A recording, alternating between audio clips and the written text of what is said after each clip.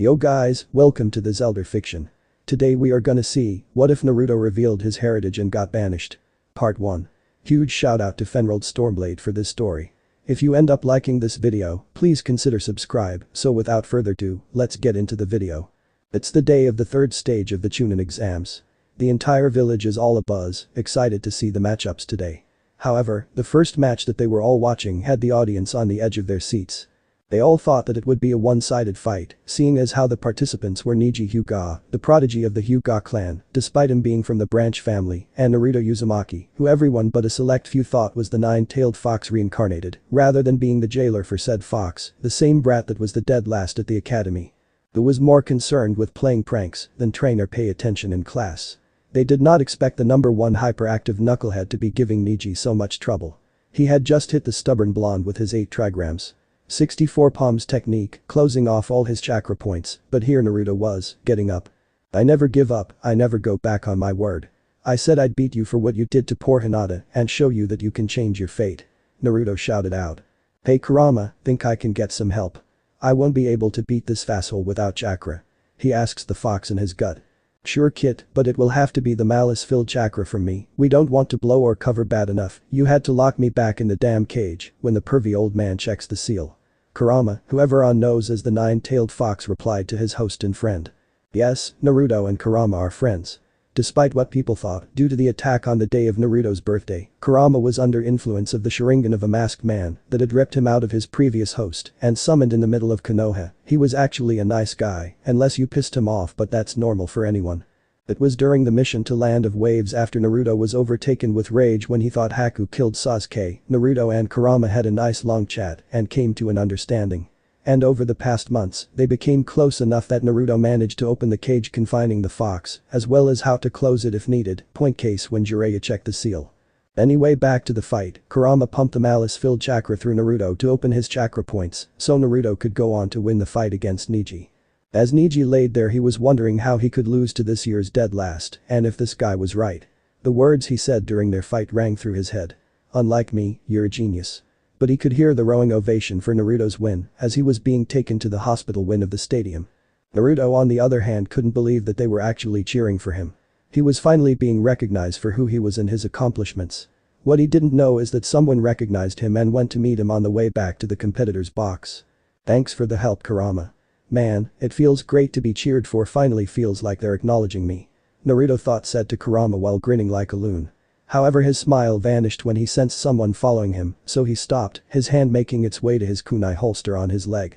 You can come out now, I know you're there. Easy, I'm just here to talk.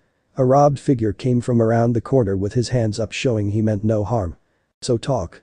I need to get up to the box so I can watch the fights, especially this next one to find out who I'll be facing in my next match. Naruto said in a tone that promised pain if he tried anything. Alright, I just wanted to talk to you since you remind me of your parents. The robed figure then was interrupted with a kunai to his throat, making the man gulp slightly. What did you say? My parents. You knew them? Who are they? I was told they died the night I was born but never told who they were. Naruto shouted, his eyes, while remained the sapphire blue, they now have fox-like slits in them, indicating he was trying to remain calm, but was actually pissed off. This shocked the stranger. Seriously? You've never been told? Even though you are the spitting image of your father that anyone should be able to tell. I mean, you look just like Minato. Again he was interrupted. The fourth Hokage was my dad and he sealed the fox inside me. Why?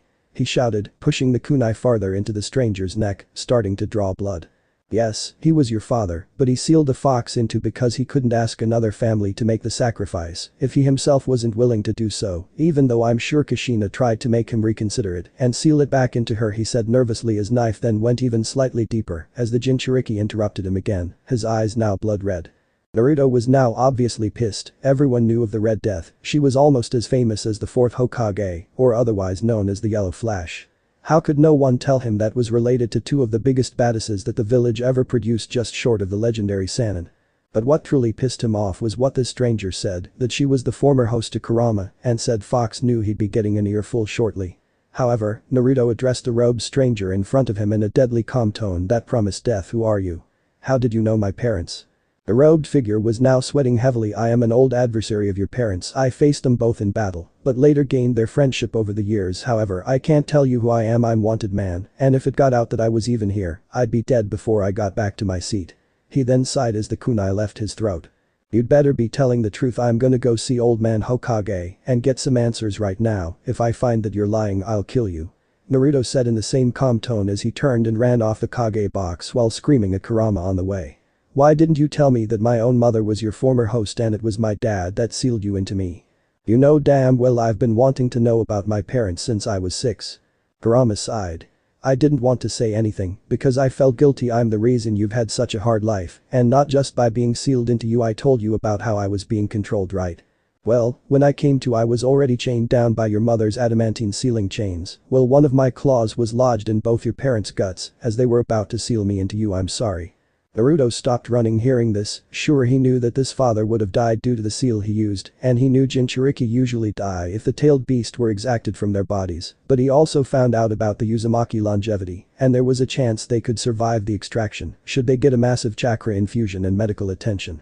But to hear that his mom could have survived if it wasn't for the Genjutsu controlled Kurama, he swore to kill the bastard whoever was responsible. When he came to his senses, he realized he was standing outside of the Kage box's doors. Naruto, not in the mood for being polite or proper, kicks the door in and stomps over the Hokage, who was telling the Anbu to stand down, seeing that it was Naruto.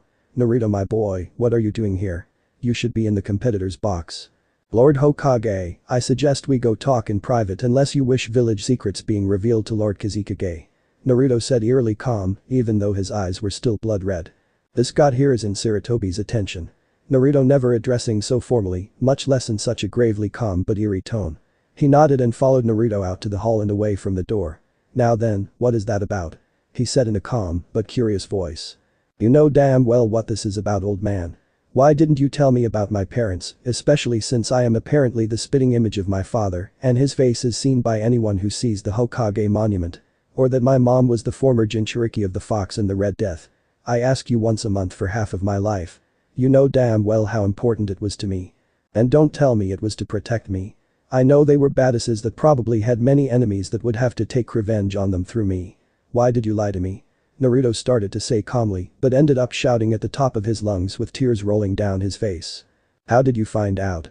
The Hokage asked in a shocked tone, only to realize that was the wrong response at that moment by the heated glare he was getting from the young man in front of him. Naruto's voice turned demonic, looking like he was ready to kill the old Hokage in front of him. That's the first thing you have to say.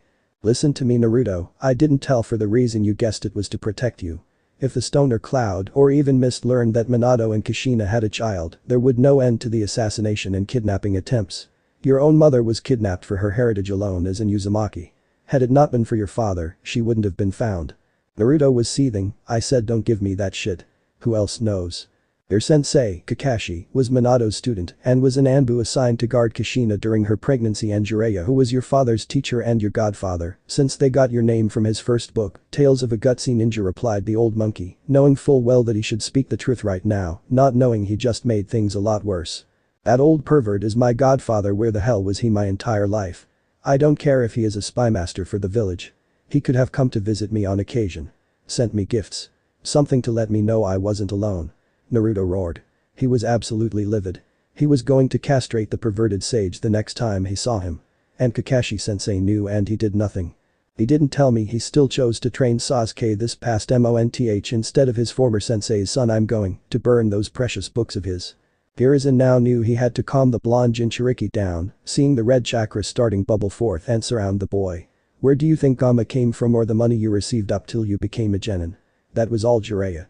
As for Kakashi, he was one of the Anbu tasked with protecting you, however, he couldn't always be duty as to why he didn't tell you. I ordered him not to. I was going to tell you when you turned 16 or became a chunin, which going by your match you have a good chance at becoming.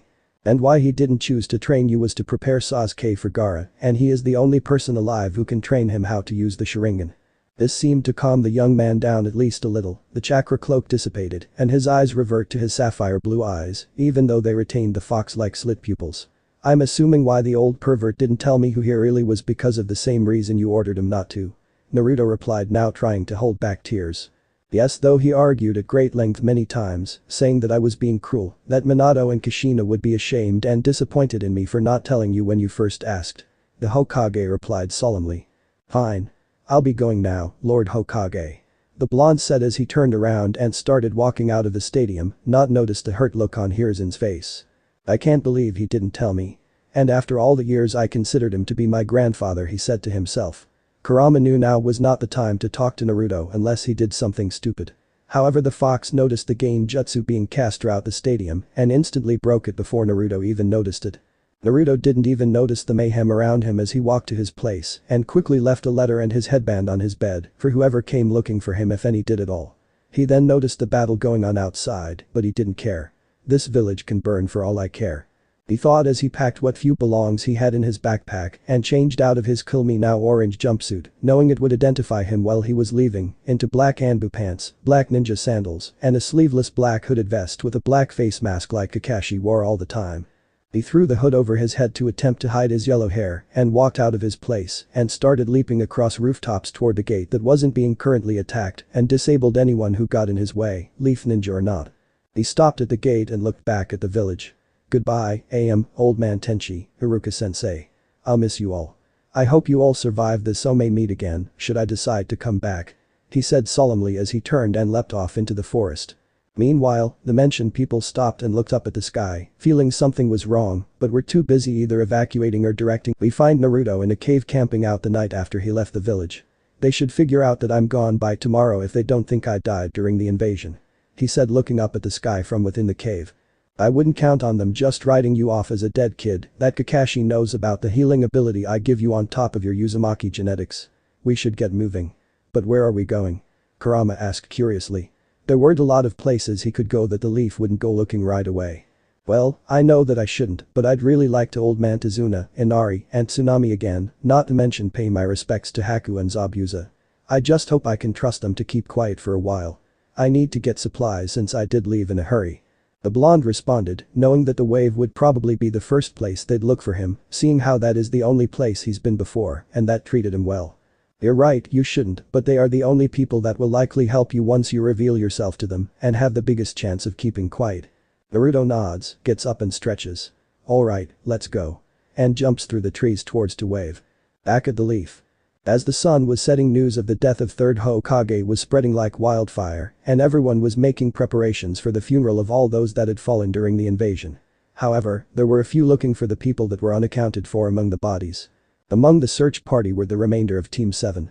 Kakashi Hatake, Sakura Haruno, and Sasuke Uchiha and Jiraiya, the self-proclaimed super pervert. Where is that idiot Naruto? Sakura asked in her unnaturally loud voice.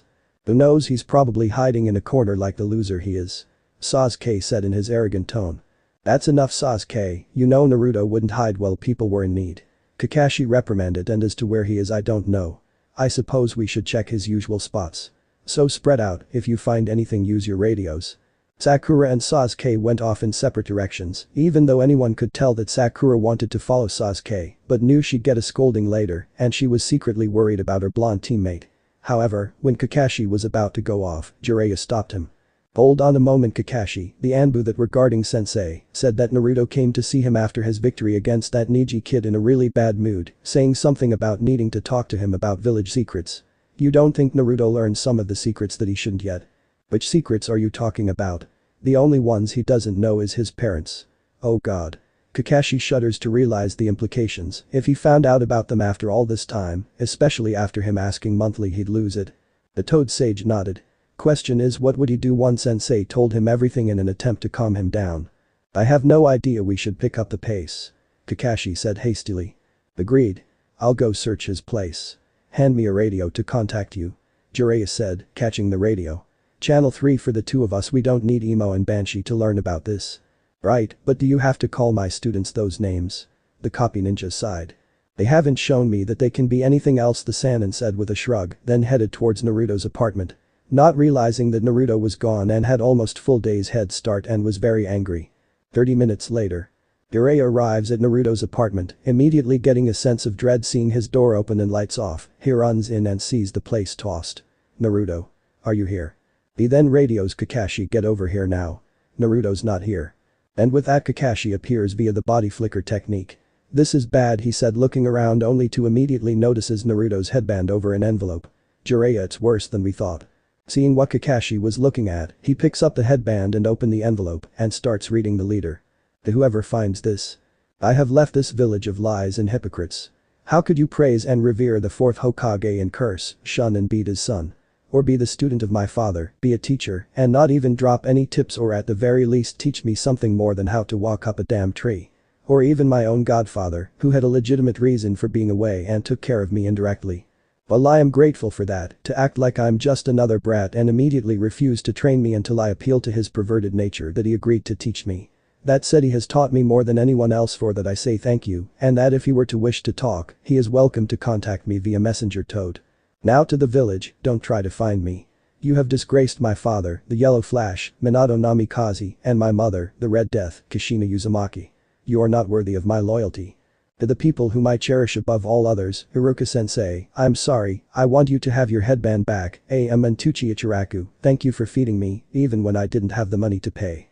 You even treated me like family, hell, you were the closest thing I had to family.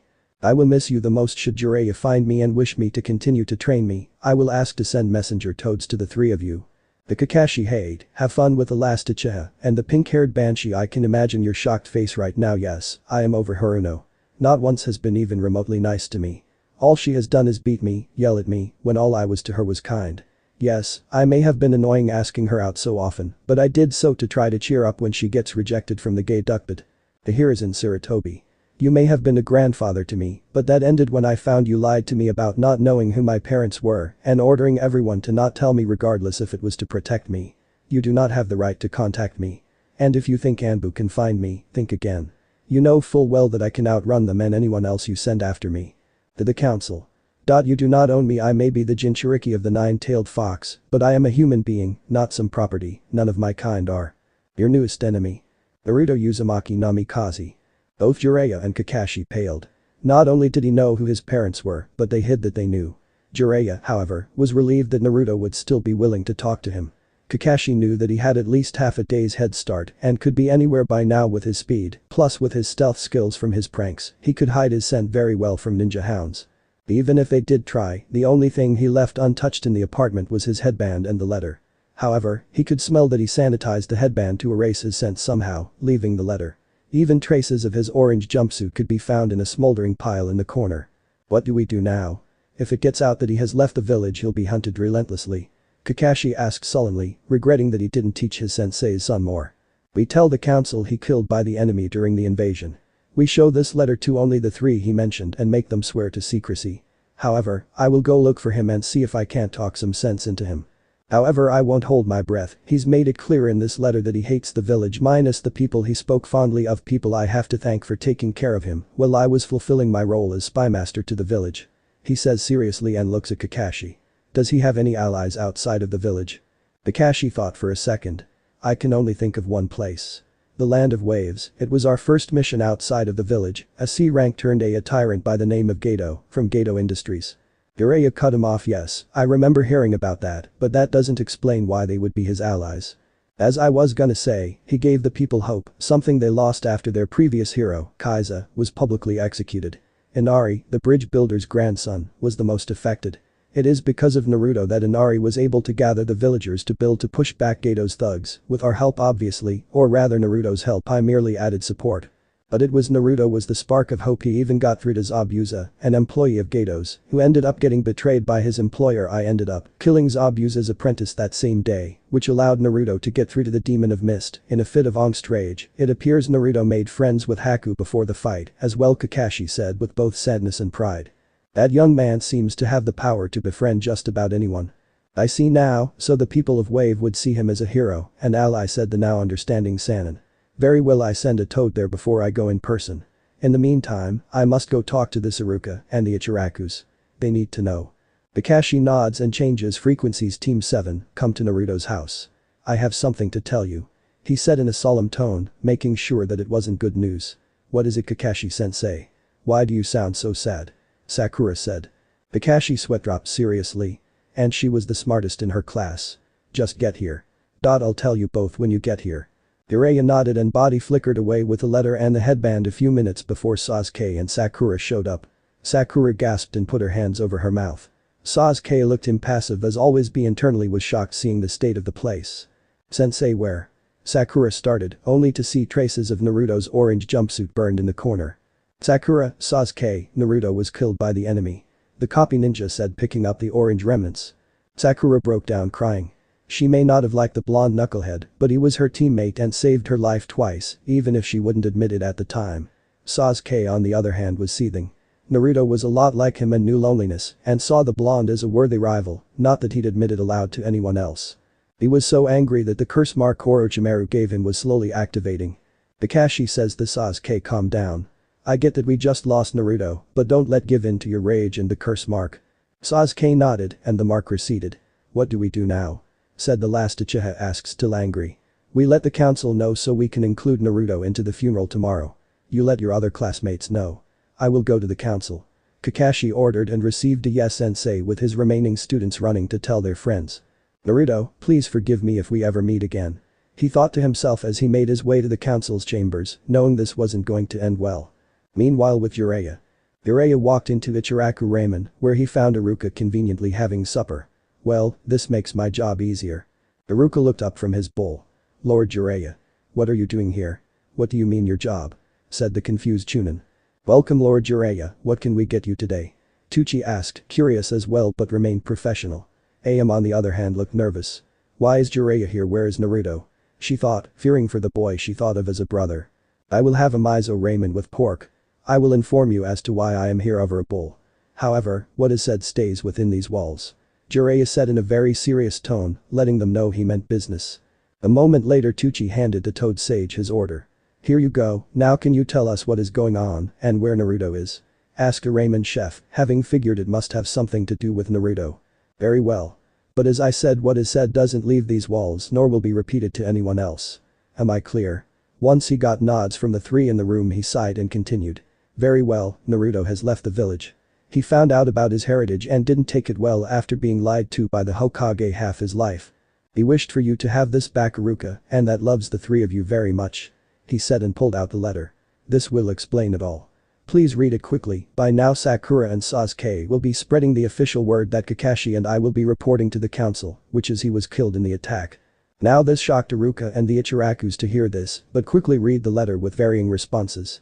Iruka was shocked that he didn't realize it, the resemblance to the fourth and Naruto was uncanny, minus the whisker marks. Am was crying, she vaguely remembered Kushina, but her father did, and he looked furious.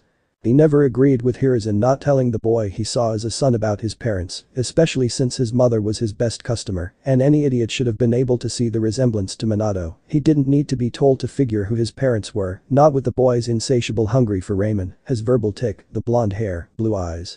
All were signs of Naruto being Kushina and Minato's child. Gucci, being the last to read it, handed the letter back to Jiraiya who pocketed it. "Do we know how he found out?" Tucci said, trying to rein in his anger only to get a negative headshake. "Any idea where he is headed at least? I don't feel like remaining here any longer." Am looked shocked to hear this, even though she agreed not wanting to be here. Only for Jiraiya to shoot down that idea. "I'm afraid I cannot tell you, it would be suspicious if you were close shop and moved to where Naruto went." Only the get an angry glare from the Ichiraku, making him think. These two obviously considered Naruto family just as he considered them to be the same very well, but if the civilian council asks, "You are leaving out of grief for losing someone you considered family, we believe he's left for the land of waves," he said only to see recognition at the mention of his first mission out of the village. "If you move there I will guard you, free of charge. Just inform me tomorrow after the funeral. It will suspicious if leave beforehand, not mention." Looked at being disrespectful. He finished and getting nods from the Ichirakus. "I know I cannot just up and leave myself, being a Chunin, however, please inform Naruto that he has my full support in whatever he decides to do," Iruka said sadly, knowing he can't go with the Ichirakus, knowing that they were leaving. Jiraiya nodded, got up from his seat and paid for his meal and enough to set up an establishment in Wave, getting a shocked but grateful look from the father-daughter duo.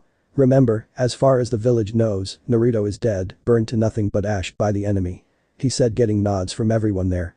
Before he leaves he turns his head looking back at the three there and "Thank you for taking care of my godson while I was away," and walks away to send the messenger Toad. "Am, start preparing our supplies and necessities. We're moving to the land of waves." Tucci said in a stern voice, clearly hiding his anger at the village, getting an agreeable nod from his daughter as they begin closing up after Iruka had paid and left to prepare for the funeral.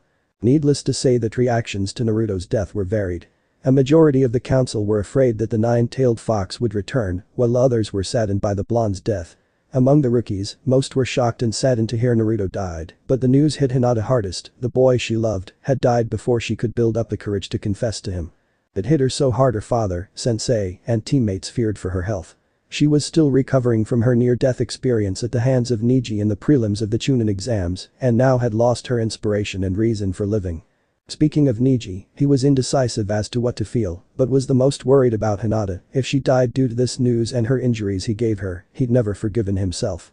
The only ones that weren't sad were Sasuke and Kiba, both angry at the enemy. However, they all prepared for the funeral of all those who had died during the invasion tomorrow. But Naruto. As the morning sun was starting to stretch across the sky, Naruto arrived at the bridge only to be flabbergasted reading the name of the bridge. The Great Naruto Bridge. They named it after me.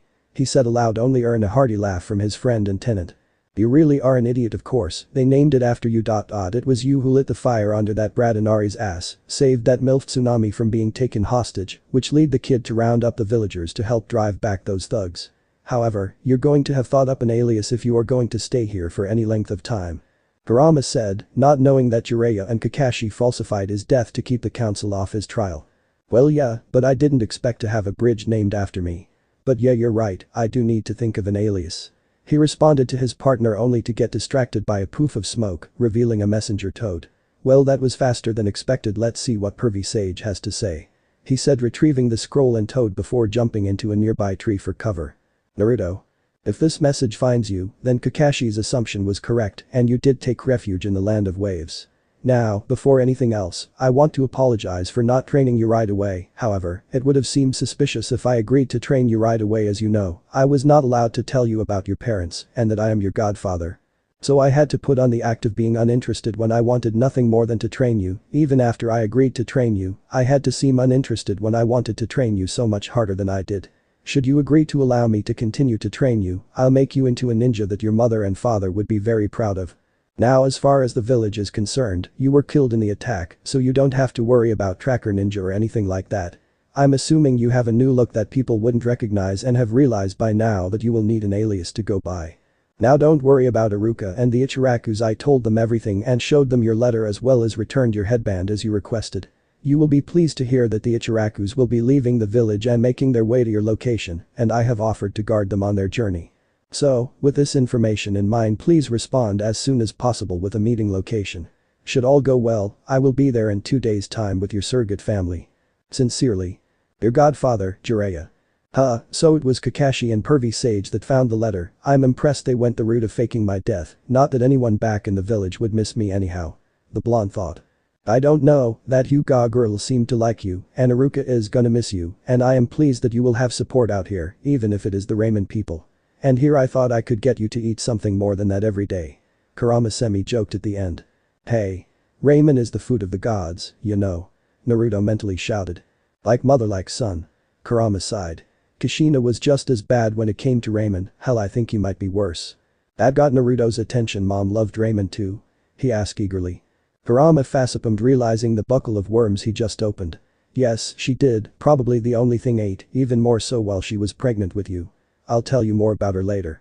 But right now you should get to Tizuna's place and make sure you can shack up and then reply to Jiraiya before they leave. Yeah, you're right. I just hope they are up at this hour.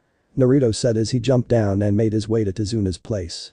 30 minutes later Naruto arrived at the old drunk bridge builder's place, pleased to hear likely Tsunami rattling around in the kitchen. He took a deep breath and knocked on the door, lowering his mask, not wanting to spook whoever answered the door. Inside the house, Tsunami was about to prepare breakfast so she would wake up her father and son, only to hear a knock at the door. Who could that be at this hour? She says as she makes her way to the door. When she opened the door she was pleasantly surprised to see the village hero at her doorstep. Naruto. What are you doing here? She said with a beaming smile. Hey Tsunami, can I come in? I'll explain everything to everyone all at once if that's okay. Naruto said with his trademark smile. Yes, of course, come in. I'll go wake father and Inari. She responded. Thank you very much. He said as he walked in and took a seat at the familiar table, waiting for Tizuna and Inari. A few minutes later and what sounded like a stampede coming down the stairs. Naruto. Inari came barreling downstairs and tackled Naruto out of his chair into a bone-crushing hug. Behind him were Tazuna and Tsunami. "Easy there, kid, I haven't been gone that long, it's only been a few months," Naruto said, chuckling. Tazuna chuckled as well. "Good to see you, kid, but you seem different. Where's your headband?" However, when he finished that statement, the family felt the mood shift, and not for the better. "That's why I'm here," Naruto said with his bangs covering his eyes. So he explained the situation leading to his departure from the Leaf. To say that they were shocked would be an understatement. However, Naruto finished with, "I know this is a lot to ask out of the blue, but could you allow me and possibly my new sensei to stay here when he will be here a couple of days with some people I care about? I know I am already asking you for a lot, but the people he is traveling are ramen chefs. Is there a shop they could purchase?" Now they were floored. Naruto made it seem like he was ready to move to Wave permanently, or at least long-term. "Well, yes, we still have the spare rooms upstairs. As for an available shop home for your ramen friends, I think I can build them a place when they get here, you know, so I can get specifics on what they are looking for and whatnot," Tazuna said, still getting over his shock. Naruto was beaming now and bowed. "Thank you so much." Tazuna just waved him off. "Don't worry about it. I don't know if you noticed, but you're a hero here. Doing something like putting you up for a while and bringing in a new business is nothing, kid." "Yes, I noticed. Hard not to notice the bridge named after me," Naruto said deadpanned. "Oh, and I'd appreciate if you kept quiet that I'm here. The village may not be after me, but that could change if they find out that I am indeed alive." "Oh, of course, we'll just say you're a long-lost relative or something," Tsunami spoke up, understanding the trouble he'd be in, and by extension them for hiding him. "Thank you so much. I'll go unpack in the guest room and come back down," the blonde said quite happily. In the room, Naruto wrote his response to Jiraiya and gave it back to the toad, who instantly disappeared in a plume of smoke. "Now to relax for a couple of days and work on an alias. Maybe I'll ask Tsunami and Tazuna about it after breakfast." It was midday, the skies were clouded over in thick rain clouds, a light rain falling from said clouds, making it seem like the heavens were crying for the fallen. The entire village was gathered in the graveyard, where multiple graves were being filled with coffins of both the brave shinobi and Kunoichi, as well as the killed civilians that have been found since the invasion was quelled. Among them Iruka, Jiraiya, the Ichiraku family, Kakashi, and the surviving members of the Naruto 10. Even the gravely injured Hinata and Rock Lee were there, trying to hold in their sorrow for the death of Naruto and the loss of the third Hokage. One Kunoichi, with purple hair, brown eyes, ruby red lips, hidden behind a cat Anbu mask, peaches and cream pale skin, with a toned body dressed in standard Anbu attire, was standing in front of Heiichiko's grave. This was Yugao Yuzuki, coded named Cat within the Anbu. She was however heavily considering leaving the Anbu and possibly leave Konoha behind. She had heard that the Ichiraku were leaving shortly after the funeral was completed, and that Jiraiya had a student that needs a Kenjutsu teacher, and she felt she should pass on what her deceased lover taught her. "Maybe I should go with Jiraiya and the Ichiraku family. I have nothing left here. Hade is gone, we have no Hokage to guard, and there is a high chance Danzo becoming the new Hokage," she thought to herself. Jiraiya was standing there with a small scroll in his hand that he received in the middle of the night from Naruto, with another scroll just smaller than the toad summoning contract, as per Naruto's request via his message, looking exhausted, like he didn't get any sleep at all. Damn brat, he better appreciate this, he thought as he thought back to last night. Flashback. Jiraiya had just finished his long day, attending the council meeting and having to turn down being Hokage and being asked to find his former teammate a lifelong crush, Tsunade Senju, and try to convince her to come back to the village to take the hat. He knew it was a long shot, but he knew he had to make the effort or they'd find someone like Danzo to take the hat, and that would not be good. He was just about to crawl into this futon when his messenger toad popped into his room via a poof of smoke. "Reply from your student, sir," the toad said as he placed the message scroll in front of him, waiting for the toad sage to dismiss him. "Thank you, you may go and get some rest. I'll call for you tomorrow morning." The perverted Sannin sighed and took the scroll and read it. "Pervy sage. You were indeed correct that I came to Wave. I am staying with Tazuna, his daughter Tsunami, and his grandson Inari. They have graciously said that you, the old man, and AM can stay with us till they can build a home restaurant for the Ichirakus. However, I must ask that when you arrive that you do not request me by name. If a young woman answers the door, ask for either Tsunami or Tazuna. By the time you get here I should have figured out my alias by then. However, I have things I wish for you to bring with you, things that are rightfully mine. I wish for my mother's sword, all the scrolls within my parents' house, or wherever they are being stored, as well as my family's fortune. I'm sure Hiruzen kept all that safely hidden, so those greedy counselors could have gotten hold of them. To ensure you don't have any issues I have including a couple of vials of my blood incus of blood seals. If you're wondering how I know about blood seals and seals in general, Kurama has taught me the basics of Fuinjutsu. Also, if at all possible I would like to find a Kenjutsu trainer, as you have already surmised that I intend to use my mother's sword and make a name for myself. However, do not think that you are off the hook just yet, teaching me is just the first step in your redemption. You have 13 years to make up for, I hope you're ready to do so, or you will regret it. I expect you to keep my loved one safe on the journey here. If they show up injured or worse, you can write off any chance of redemption. Naruto Uzumaki. He just sighed at this. Damn brat, those are some very high demands. It's gonna be damn near treason for getting the list of stuff of his sensei had it locked behind the Hokage vault, everything, only he knew the combination. To get it, I'm gonna have to sneak into the Hokage's office, crack the vault combination, even the scrolls he's asking for, using his blood is the least of the worry, but who knows what booby traps they put into place. I'm not worried about keeping the Ichiraku safe, but the Kenjutsu teacher is gonna be tricky to find. Jiraiya thought, knowing someone might be listening, but finishes aloud, well, I'll find my student a Kenjutsu master down the road. Jiraiya sighed as he felt movement outside his house. Little did he know that it was none other than Yugao who was passing by on her way home, hearing the poof of the summon, and decided to check it out, however, decided not to eavesdrop anymore, and went on her way to grieve for the loss of Hade and prepare for the funeral tomorrow. Jiraiya, having sensed that the presence was gone, got up and used his skills as spymaster to acquire everything Naruto had demanded, even outsmarting the Anbu guarding the Hokage vaults, as well as the Namikaze household for his mother's famous sword, and sealed them all in a medium-sized scroll. Then flashback. After the funeral concluded, Sasuke and Sakura both walked up to Jiraiya. "Master Jiraiya, can we talk to you for a moment?" Sakura asked as politely as she could. "Ah, you are the genin from yesterday," Jiraiya said, remembering how he saved them from Gaara and Shukaku.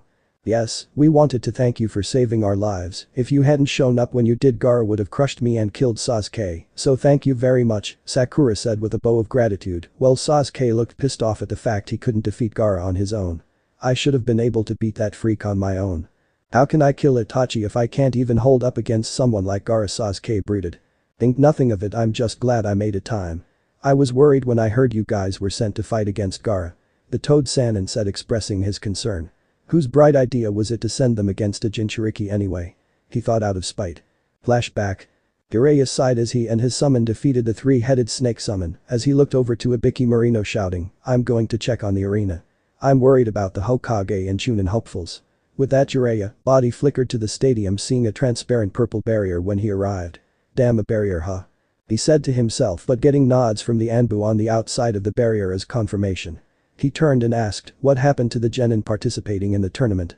"We don't know, you'd have to ask Kakashi or one of the jonin fighting in the stadium below. All we know is that the Uzumaki came to talk to the Hokage and was very pissed off. We were going to detain him when Lord Hokage signaled for us to stand down and left with the boy. We don't know where he went after that, but the Hokage seemed troubled and upset after he returned," one of the Anbu replied. The toad sage just sighs and goes to find Kakashi, which was easy enough having heard the sound of the Chidori or lightning blade activate. "Kakashi, where are the kids?" he said as Kakashi ran his lightning-covered fist through a sound ninja. "I sent Shikamaru, Sasuke, and Sakura after Gaara and his teammates along with Pikun. I just hope they're alright." "You sent 3 genin, 2 of which are probably tired from their fights, after a possible Jinchuriki and his team with just your personal summon as backup," Jiraiya exclaimed, clearing wondering what was going through Kakashi's mind at the time. "I know it was risky, but they were the only ones we could spare.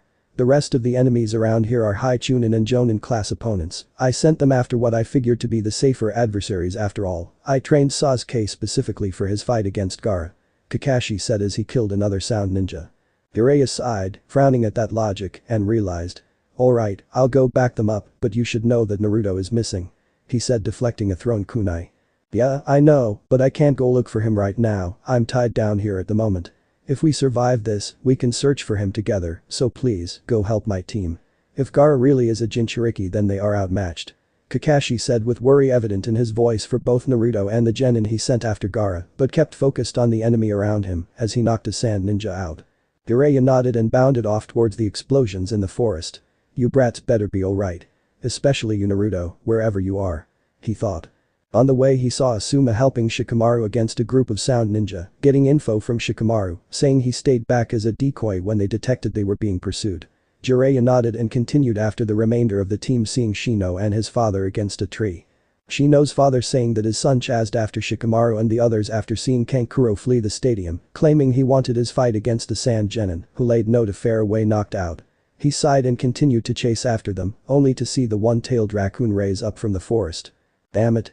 I hope those kids are still alive to push a Jinchuriki this far, they are in trouble. He cursed as he ran through the signs to summon the chief toad, Gamabunta. Jiraiya. Why have you Gamabunta started to ask before he saw Shukaku. If you summoned to help you deal with Shukaku the sand spirit, you're on your own. He finished preparing to poof back to Mount Miyaboku. Please wait, Bunta. There are genin here bravely fighting against the one-tails, if we don't stop it, they will die. Jiraiya pleaded. The boss of the toad sighed and took a drag from his pipe. Very well, but you'd better have sacrity next time you summon me. Thank you. Now let's save those genin. Jiraiya proclaimed as he jumped off Gamabunta's head and approached Sasuke, only to see Sakura being bounded to a tree by sand. What happened here? Sasuke gritted his teeth. I've been fighting this freak Gaara for a while now, but Sakura and a dog arrived, catching his attention, only to grab Sakura with that sand and bound her to the tree. It's getting harder and tighter every passing moment and will eventually crush her unless I beat him, but I'm out chakra and can't do anything.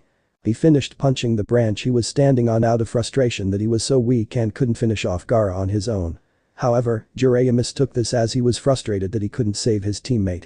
Don't worry, I'll save her for you, get back to a safe distance. He said, jumping back onto Bunta's head, who was facing off against the now awake Shukaku. Jiraiya, we need to wake up the kid on Shukaku's head. The little fool used the play possum jutsu and gave up control to the one tail. The chief toad shouted.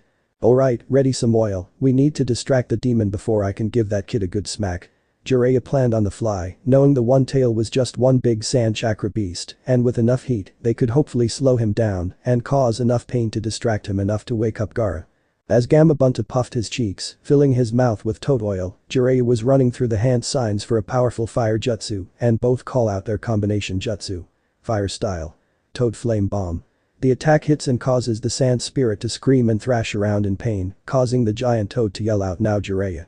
A super pervert already jumping off the boss toad's head, beeping his fist back ready to deliver a punch on the sleeping Jinchuriki, only to miss and land a foot away, causing him to curse. Get off my head, you human. Shukaku yelled, still recovering from the attack, and continued to thrash around. Jiraiya, being used just thrashing when Gamabunta wasn't pleased with him, was more than able to stay on with the application of chakra to his sandals, reading another attack on the sleeping Gaara. This punch landed, waking up a stunned Gaara and a despairing Shukaku. No. I just got here. The one-tailed raccoon said as he disintegrated into the sand, causing Jiraiya and Gaara to start falling to the ground.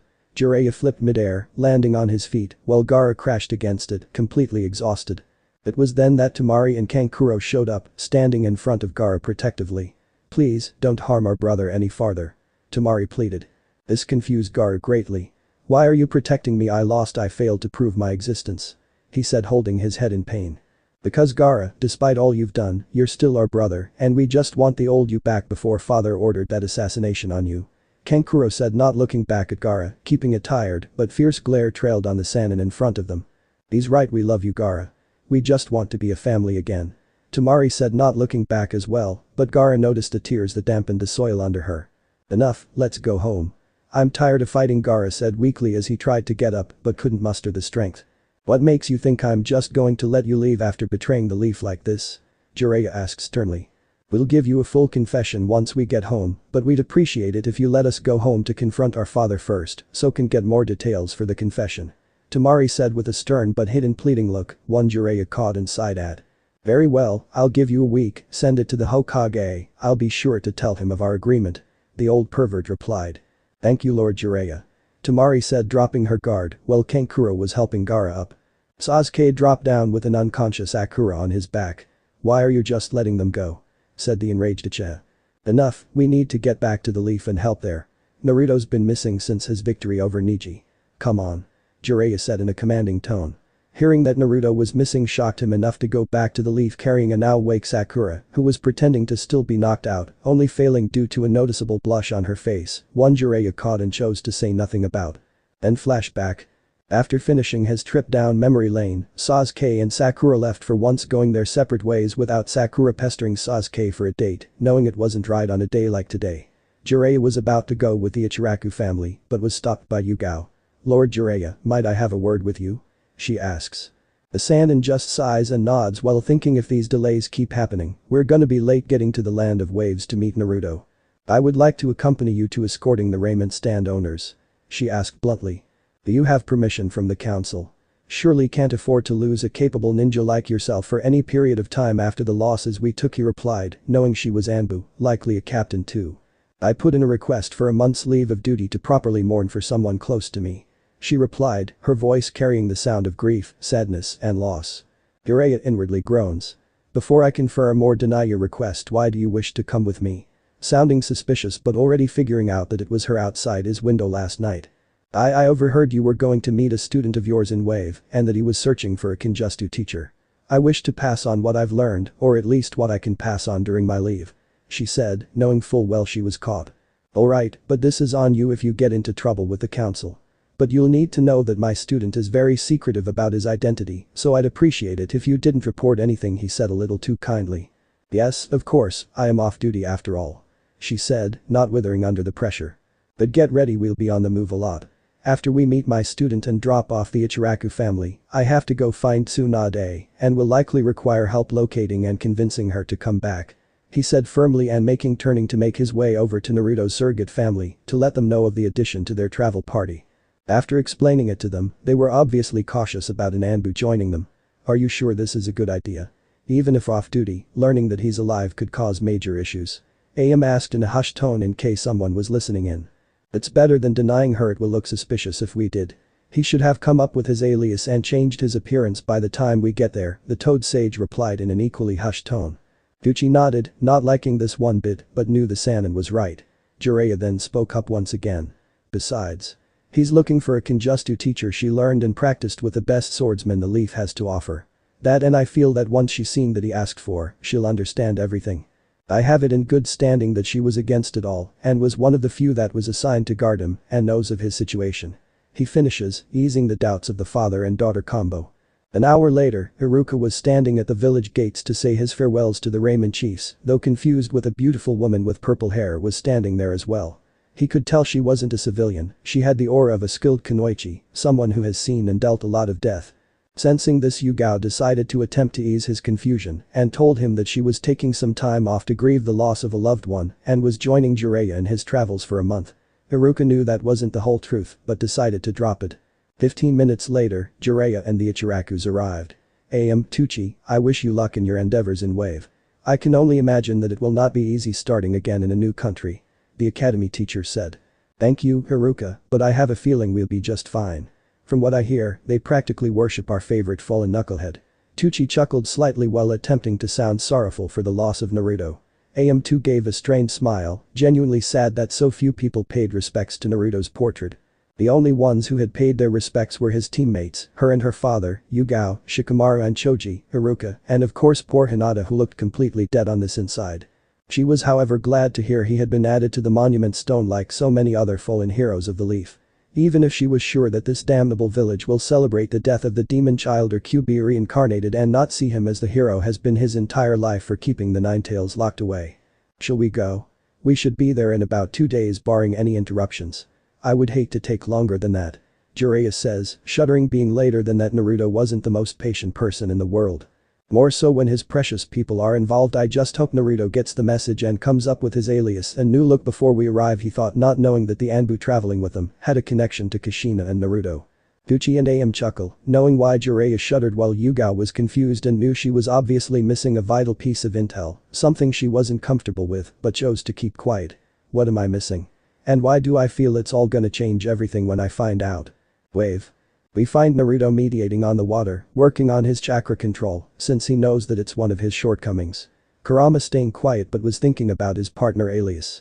However, Naruto was brought out of his meditation, the sound of the messenger frog appearing saying urgent message from Jiraiya. There is a new development. Naruto groans and walks over to the barge. What is it now? He asked and takes the scroll. Naruto. I have everything you requested, but it wasn't easy to obtain, even with my infiltration skills. Whoever they choose to be the next Hokage will very likely notice the missing scrolls with the jutsu and funds. As for the Kinjutsu teacher, I have found you one, however, she is an Anbu on leave. She goes by Cat. I don't know if you are aware of her or not, but I have warned her that you value your privacy, so you'd best come up with that alias before we arrive and find a way to change your appearance beyond clothes. We will be on time barring any trouble on the road. However, I will not be able to stay in Wave to train you. The council has requested I find my old teammate, Tsunade Senju, and bring her back to be Hokage. I am not hopeful for my chances, so I may request your assistance, however, should you decline I will understand. I will explain when I arrive as to why I am tasked with this retrieval mission. AM and Tucci give their best and are excited to see you. Iruka and Kakashi send their best and will miss you. Jiraiya. Naruto ponders. I wonder why they need a new Hokage, and why didn't the old man make the request himself? And Kat being my Kinjustu sensei. That could be interesting, she was one that guarded me from the shadows, keeping people away from me. Wonder how she'll react to me being alive. I don't know, perhaps Hiruzen was injured and unable to continue his duties, he is an old man after all. I'm more surprised that you aren't upset that he can't train you right away unless you assist him and therefore the village. Kurama replied. Well, of course, I am upset once again someone is putting the village before me, however, I understand that they need leadership, I just hope it isn't too serious. The Ninetales knew the guilt would cripple him for a few days at the very least if the third got seriously hurt or killed after his verbal assault against the old man. Well, if something did happen, try not to blame yourself, he's a seasoned warrior, he can take care of himself. As for this cat Anbu, can we trust her? Her duty is to the Hokage and the village. He asked after trying to calm down his partner. Oh, her? Yeah, she'll be fine. She watched over me before the academy, even personally took me to the hospital a few times. Never saw her face, but if she's off duty then I will finally be able to meet her in person. Does someone have a new crush so soon? Kurama teases. What? No. She's like 7 years older than I am, if not older. That'd just be wrong. Naruto protested, getting a chuckle from the fox in his gut, earning a mumbled furry bastard, only to realize he should let Tazuna and Tsunami about the extra guest and that they are on their way, so he makes his way to Tazuna's place, getting polite waves from everyone. Bashful blushes from the female population, even a couple shop owners handing him free bags of food, which he tried to turn down, but the shopkeepers were persistent and said it was a thank you for saving and freeing them from Gato and his thugs, so he relented and accepted the gifts. He even heard some of the bolder female population shout out to him, asking to marry them and give them his child. Wonder if this is how it feels for Sasuke. None of these girls like me for me, they like me because of my fame, he thought, knowing full well they were fangirls. After about 30 minutes of walking through the village, he finally reaches Tazuna's place and walks in. Normally he'd knock, but Tsunami said that he didn't need to bother, he was an honored guest and practically family as far as she and Inari were concerned. Hey Tsunami, you here? He calls out for the single mother. In the kitchen, Naruto. She replies. Of course, she's in the kitchen, if she isn't cleaning or out shopping she's in the kitchen preparing for meals or just baking. She really needs to take it easy and just relax sometimes. I swear she works herself too hard. Naruto thought as he made his way to the kitchen. I have some food from the villagers, where should I put them? He asks. Tsunami turns around, sees the gifts, and sighs. On the table, I'll put them away in a little bit. Thanks, but I can put them away, I don't want to feel like I'm just freeloading, you know. The blonde says plainly. Nonsense. You're our guest. Besides, I have a system as to where things go and can't find anything if it's not in the system. She said, finishing off half joking, earning a sweat drop from her guest. Okay, he said, giving up. By the way, your dad around? Jiraiya and the Ichirakus are going to be here in 2 days, assuming nothing happens on the way here. Oh, and I'm sorry but seems one more person is going to tagging along with them. Alif Anbu, though they are supposed to be off duty, he said. Tsunami looked worried about the Anbu, she might not know much about the ninja society, but she knew Anbu either took rogue and or missing ninja back to their respective villages or killed them, depending on the situation. Are you sure it's safe for them to come here? What if they try to kill you or take you back? Relax, we just need to come up with an alias for me before they get here. I'll see about changing my hair color. Maybe go red or black. Anyway, we have 2 days, we'll be fine. He said, giving her a reassuring smile. Alright, as long as you're sure, she said, still not sure. Trust me, it'll be okay. The blonde said, then asked, where's Tazuna? Tsunami realized she didn't answer that part of the question the first time, blushes slightly from embarrassment. Oh, I'm sorry, he's out working on that shop for your family. Alright, thanks. Did he say where? He asked, wanting to warn him about the Anbu. No, he said he wanted it to be a surprise to you and them. She said with a warm smile. Damn it. Alright. Well, I'm gonna head about out to train. Be back for supper. The blonde said, leaving the house. Instead of going back through the village, he decides to stay close to the house and walk out 10 feet away from the house and mediate again. Hey Kurama, for the hair color, is it possible you to change that permanently and for all hair to make it natural? It is, but it'd be painful because it'll be rewriting some of your genetic profile. What are you thinking? Kurama replied. I'm thinking black maybe with red tips. The blonde replied. That's possible to do, but I'm not sure if I can get it done within the 2 days. I'd have to focus my chakra on the transformation completely. It'd affect your chakra control a lot since you've grown used to mine in your system full time. I'd recommend going back to the docks before you attempt water walking again. The Nine-Tails said with a little concern. 2 days with a good portion of chakra being cut off was very risky, especially if his host was attacked in the meantime. Naruto nodded and did as his partner suggested. Alright, go for it. He said determinedly. And with that, he felt weak on top of excruciating pain. But he didn't scream, he did his best to endure the pain, he knew that he'd make his gracious host worry about him. Damn. I think I'll just go lay down and try to think up an alias, he thought to himself and limped inside avoiding Tsunami so as not to worry her. Later that night, when Naruto didn't come back for dinner, the single mother got worried and decided to check his room, only to find him sleeping with a face that displayed pain. He must have pushed himself too much and didn't want to worry us. She thought and decided to leave him be. A day and a half later, the night before Jiraiya, the Anbu and Naruto's family were to arrive. Naruto woke up, groaning in pain. Damn, that hurt. Was it successful, Kurama?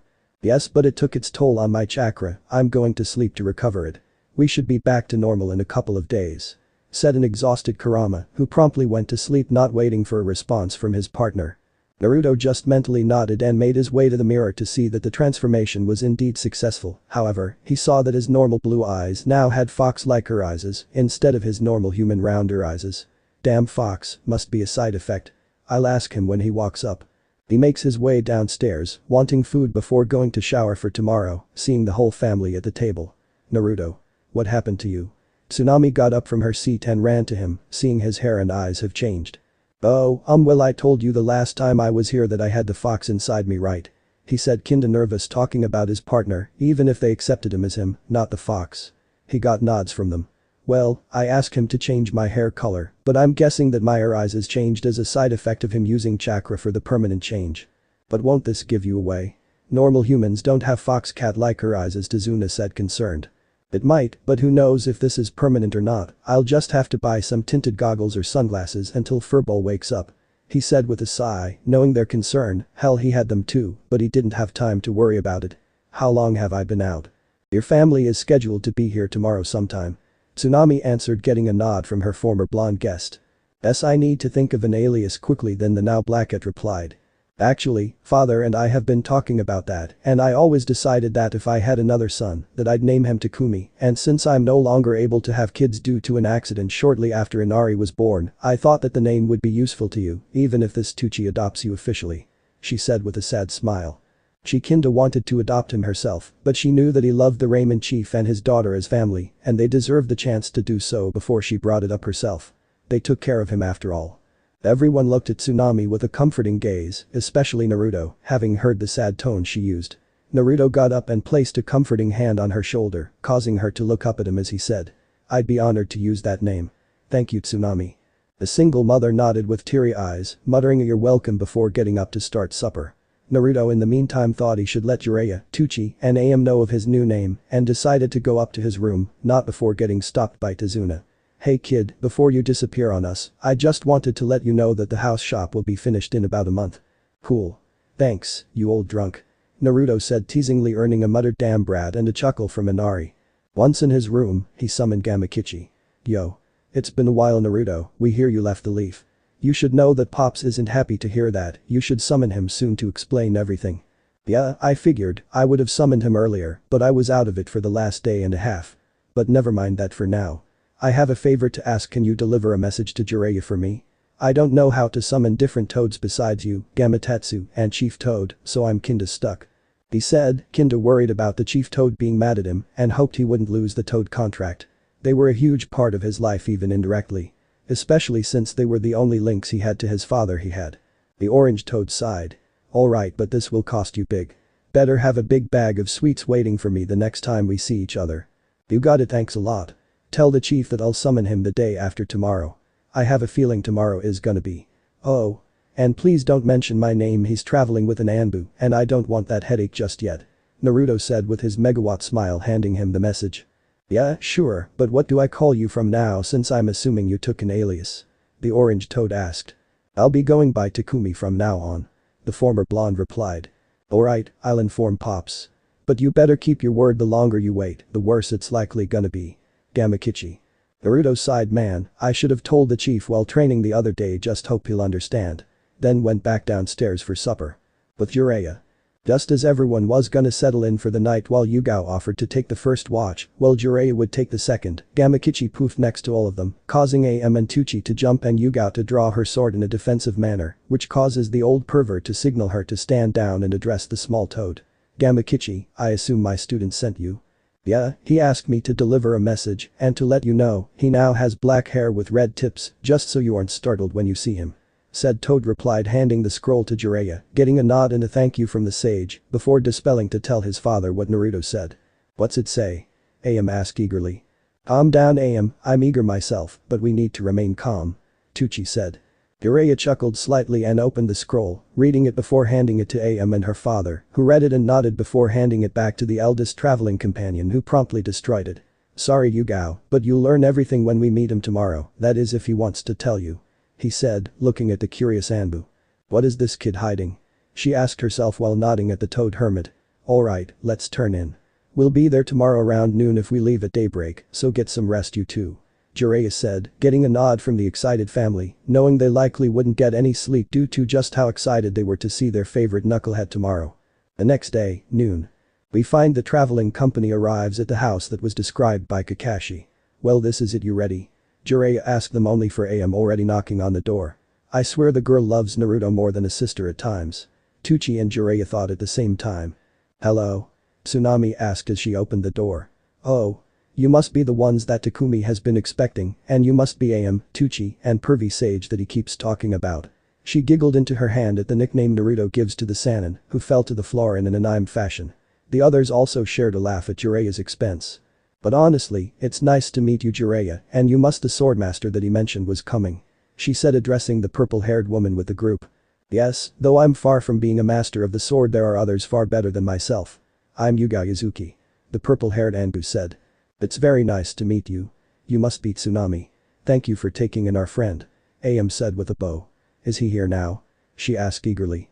By this point Jiraiya was standing upright, having muttered something along the lines of disrespectful brats before addressing the attractive mother. Yes, thank you for taking care of him. Oh, it's no trouble at all. And to answer your question AM, yes, he's in the living room eagerly awaiting your arrival. Tsunami said, leading them inside. AM. Tucci. The now named Takumi called as he tackled his surrogate sister into a hug. Hello, not Takumi. Tucci said, catching himself, having a hard time with the alias in front of the Anbu with him, with how happy he was to see his surrogate son and best customer. AM was sobbing as she held onto her surrogate brother, holding on to him for dear life like she's been yearning to do since she learned everything. Miss Yuzuki, why don't we let them have time to catch up? I'll show you to the room we prepared for you. You can introduce yourself later tonight. The single mother said, both sensing the mood and knowing that some sensitive information was bound to say that she was sure the rest of her guests didn't want to be heard by anyone else just yet. Yugao also sensed this and nodding, following the lady of the house. Once they were upstairs, AM let go reluctantly. It's good to see you Naruto, we have been worried about you. She asked. It's really good to you guys as well. I was surprised you left the village though. Naruto said with a smile. Tucci took this chance to tell Naruto why they left, leaving the former blonde shocked. You knew? Was all he asked. Not for certain, but I knew you had a connection to Minato and Kushina. After all, you were practically a carbon copy of Minato with some of Kushina's features, not to mention her appetite for ramen. Tucci said, a little worried that Naruto would hate him like everyone else who kept his parents' identity from him. Naruto lowered his eyes behind his bangs, thinking about this revelation causing everyone else to get nervous. Well, that doesn't matter, you took care of me, fed me when no one else would, for that you have my eternal gratitude, old man. Naruto said with the usual smile, relieving AM and her father. It's the least we could do, you knucklehead, even if you weren't their son, I wasn't gonna let you starve for something that is out of your control. In fact, me and AM see you as a hero, even if you have befriended the fox. The old Raymond chief said with a smile and with nodding from a still tearful AM. Now, here is everything that you asked for, Jiraiya said, wanting to get down to business. Taking the medium-sized scroll off his back. Naruto nodded and opened it, releasing the contents. Which scrolls contain what? He asked, putting up his mother's sword carefully and held it gently, but close to himself. I'll take care of this blade, Mom. The small scroll on top is their wills, which also contains details on how to access their fortune. I'm sorry I had to open it so I could tell where it was since it was one of the things you asked for. As for the training scrolls, they are in the larger scroll and all labeled by your father. That blade in your hands, however, is famous. Yugao will likely immediately recognize it. So be careful. The sage said sternly, getting a serious nod from his student. I'm not hiding her. She hasn't seen the light of day in who knows how long. Besides, if I'm correct, she was one of the Anbu on my guard detail. However, I'm not sure if she can be trusted. We will see if she can be after we see her reaction to this sword. Naruto said with determination. Everyone nodded. It was his choice after all whether or not to trust the off-duty Anbu. Now Jiraiya, before anything else, tell me, why did the council tell you to look for this Tsunade and not the third? Everyone winced at that question. They knew it was coming and knew how he'd likely react. AM was ready to comfort him. Jiraiya took a deep breath. Hiruzen Sarutobi was killed in the line of combat, killed by my other teammate, Orochimaru, during the invasion. Reports say that he fought against a reanimated first and second Hokage, but managed to defeat them and sealed Orochimaru's arms away in the Shinigami's stomach. It's the very same seal containing the fox inside you, Naruto. Jiraiya explained.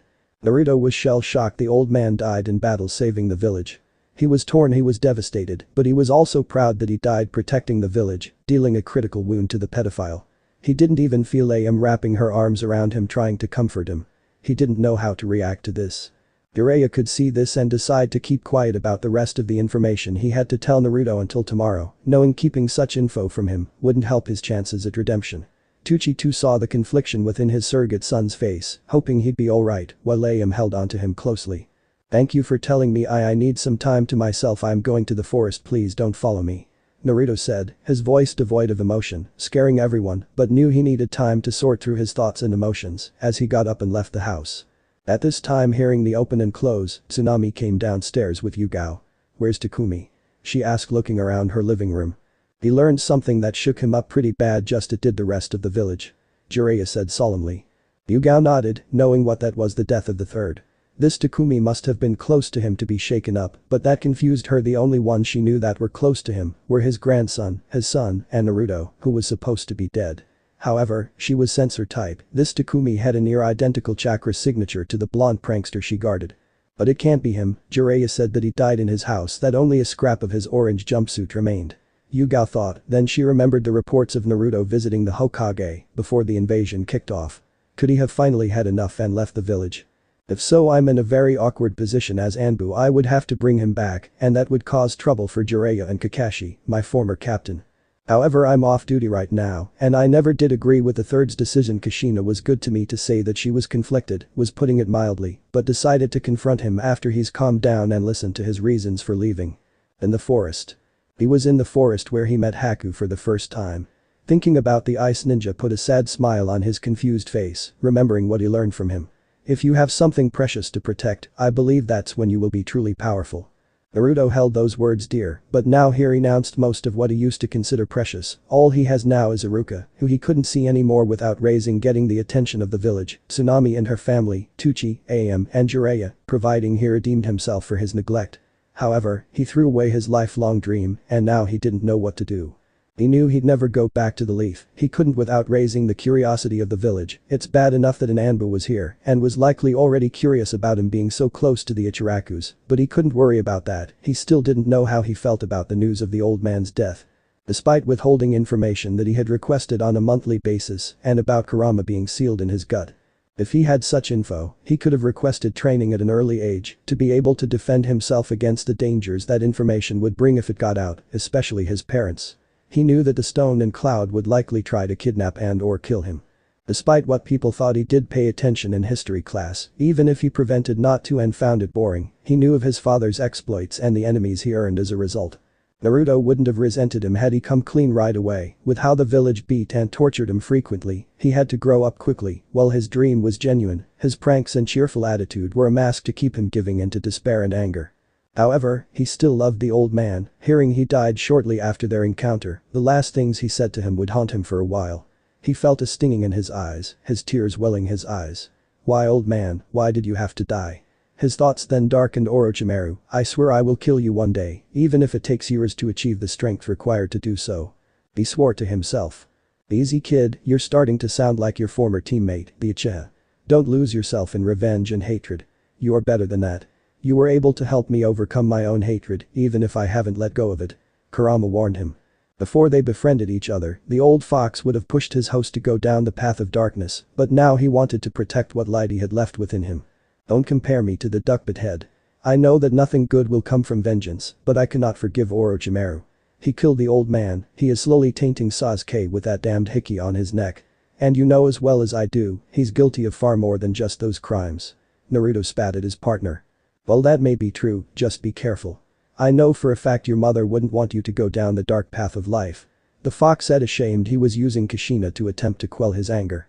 Naruto growls. Watch it, fox, don't use my mother like that. I've already likely disappointed her by leaving the village out of anger. However, you're right, but I want you to tell me everything you know about her later. Kurama sighs and nods, he was going to do so once he had calmed down and was thinking clearly. He knew Naruto was still angry about the information of his parents being withheld from him and confused about how to feel about the old monkey's death. Naruto sighed and apologized to Kurama, he knew he was out of line, and Kurama apologized for using Kushina against him like he did while making his way to the house, exhausted from today's events.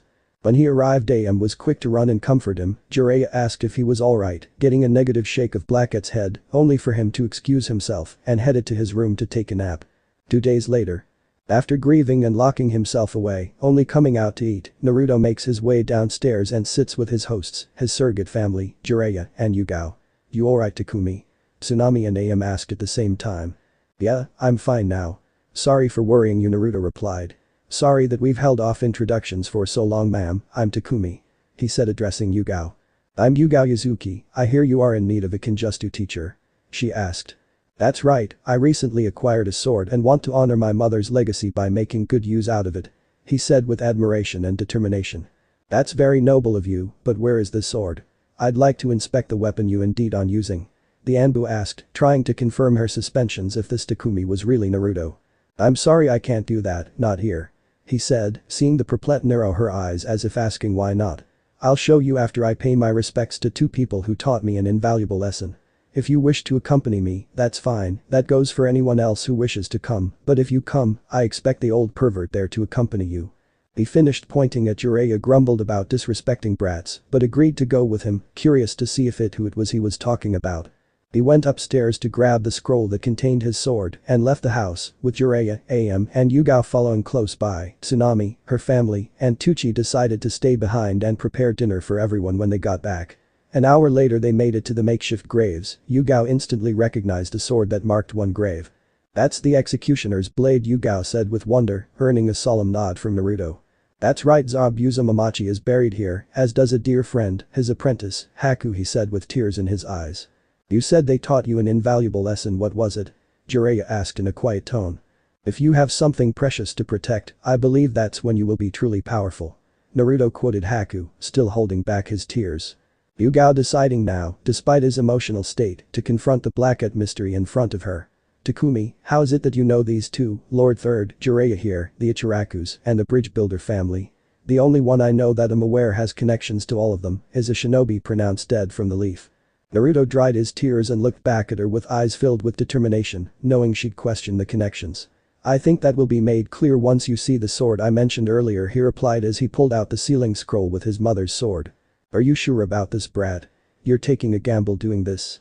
Jiraiya said with concern and warning. She's already suspicious, pervy sage.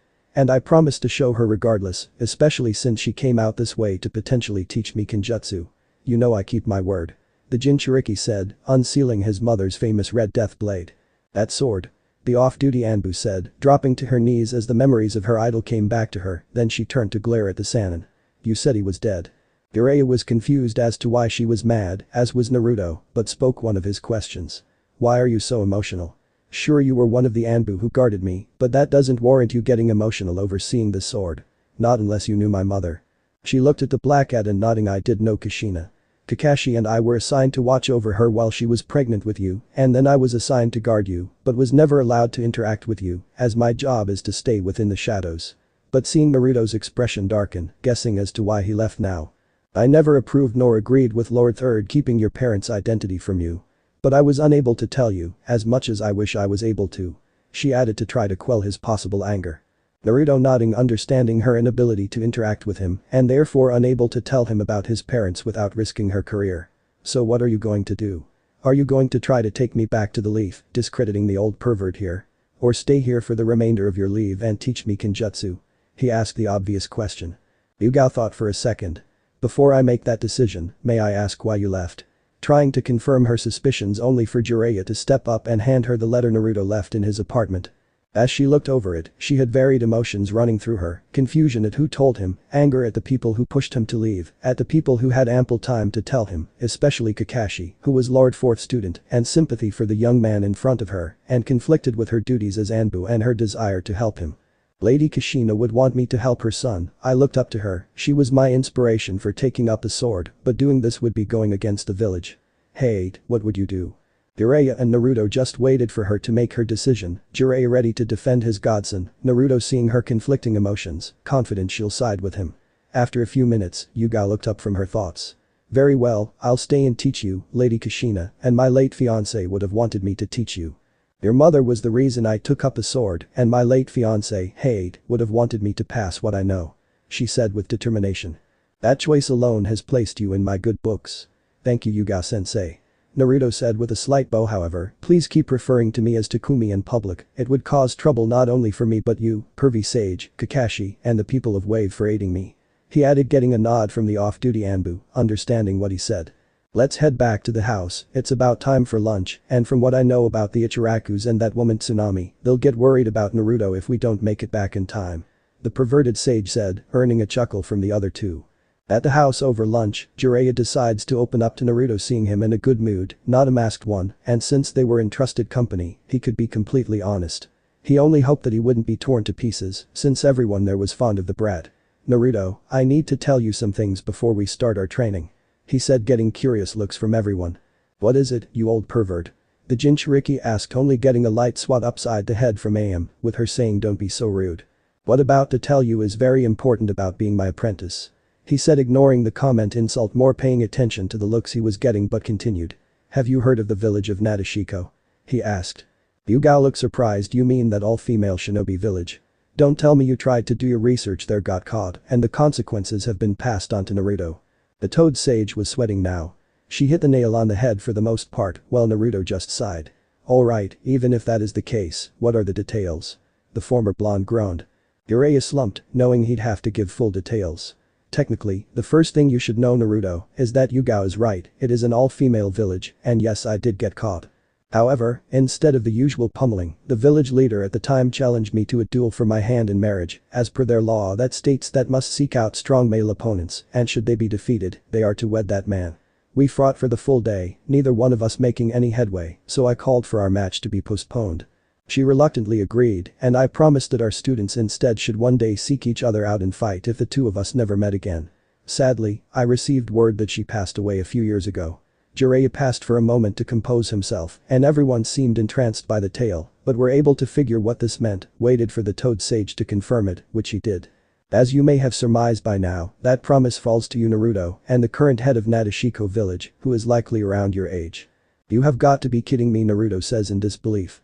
You get caught peeping, get into a duel for marriage against a village leader, leave her hanging for who knows how many years, probably never intending to go back and uphold your end of the promise, and now that I'm your apprentice, I have to either seek out her student. Who is the village leader or wait for her to find me and uphold this inherited promise? Jiraiya looked away ashamed. Firstly, you're wrong. I did have every intention of going back, but war broke out, then my teammate and best friend at the time, Orochimaru, defected from the Leaf, and I've been trailing him and another organization that I didn't have the time to return and uphold the promise.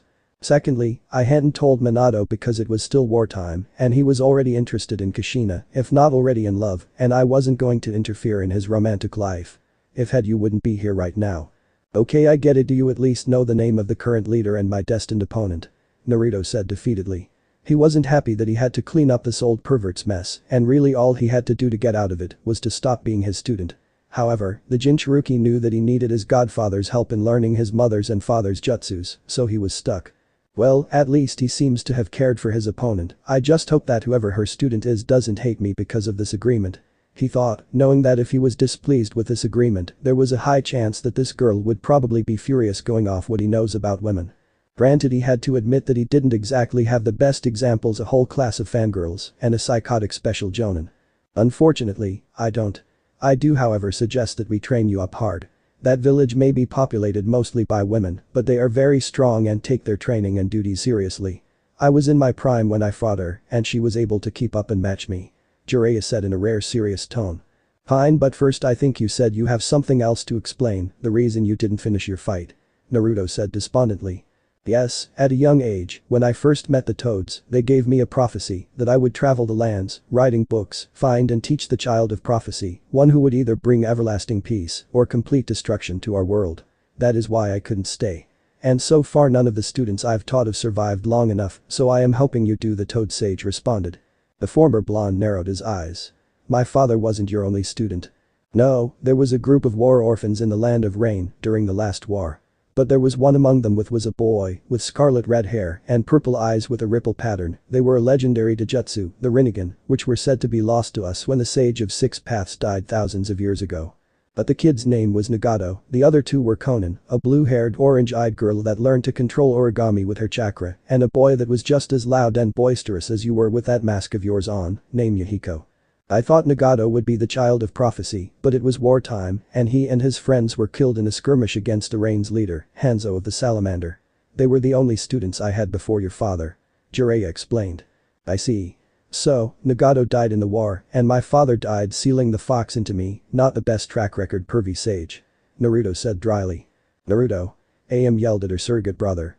That was very rude. It's alright, he's right. However, I think you can surpass both of them, despite not having the Rinnegan, Naruto. I will teach you everything I know. The perverted sage said. You mean provided I don't lose the Toad contract for leaving the Leaf? The Blackette chided. They shouldn't, but we'll cross that bridge when we get to it. For now, I think you should go and give Gamabunta a call. You did say you'd call him before you learned about the sensei's death. Jiraiya reminded, earning a groan from his pupil. I'll be back eventually, assuming Chief Toad doesn't kill me. Naruto said nonchalantly. Forest outside village. Naruto took a breath, knew this wasn't go over well, let's get this over with, as he bites his thumb to draw blood, going through the signs and slamming his hand to the ground using Kurama's chakra to summon the chief. Summoning jutsu.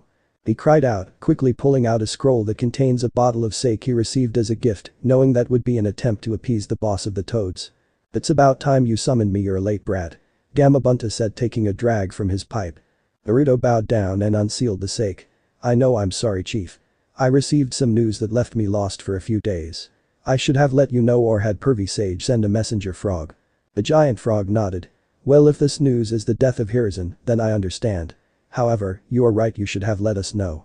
Now, are you ready to tell me why you've left the village? He said sternly. Yes, Chief, and for being late I have this bottle of sake for you. Naruto offered up the large bottle to him, but small for the boss of the Toads. Bunta took the bottle with a nod, and the former Leaf Ninja explained everything, from the way he was treated to the secrets that were kept from him despite him asking monthly, even his inherited promise, which didn't have anything to do with him leaving, but he felt frustrated by, and it just came out. Needless to say that the Chief Toad understood, and to say he was upset was an understatement. I knew Jiraiya should have told you. I will speak to him, especially since he has something that will help you with the fox. He said in a too calm a voice that promised pain for the pervert. This caught the Jinchuriki attention and asked politely, what do you mean, Chief? The key to your seal left to Jiraiya for when you were ready for it, but if you've befriended the fox, I'd say you're ready. Gamabunta smiled, seeing the young man in front of him beam at that information and replying with a big thank you, which made him smile even more and dispelled himself to reverse summon Jiraiya to give him a beat down. Seeing the giant summon dispel, Naruto let out a sigh of relief. Judging from what was said, he was allowed to continue summoning the Toads, which was a great relief to him. He felt everything would be alright, aside from worrying about when this Kunoichi would show up and challenge him. With everything sorted, he went back to the house to relax for the rest of the day. The end. So how was this part? I hope you like it. And if you like it, share this part with your friends and like the video too. And don't forget to subscribe our channel for daily awesome fanfiction.